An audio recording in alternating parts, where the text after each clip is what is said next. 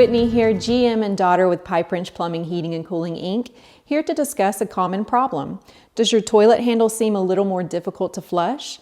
If it is getting harder and harder to push down, or if it won't flush at all, don't worry. There are things that you can do to correct that sticking handle without needing major plumbing repair, although we're always here to help. Here are some DIY steps to diagnose the problem and correct it.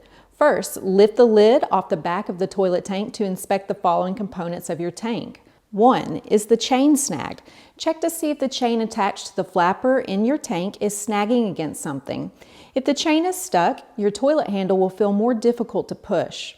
2. Is the chain the right length? When you flush your toilet, the flapper or seal should rise at about a 90-degree angle. If the chain is too long, the flapper will only lift a tiny bit or not at all. 3. Is the flapper worn out? When flappers are old, they can get stuck.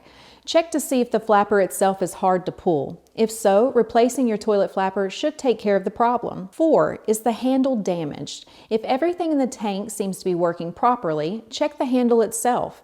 Is it cracked? And check the nuts inside the tank that hold the handle in place to ensure they are in place. If you run into any problems with your toilet in your home or office and you're located in the Knoxville, Maryville, Oak Ridge, or Lenoir City area, give us a call. We can help. Call 865-583-3957 or you can book online at pipewrench.com. And remember to subscribe to our YouTube channel to receive other useful homeowner tips. Thanks for watching and have a great day.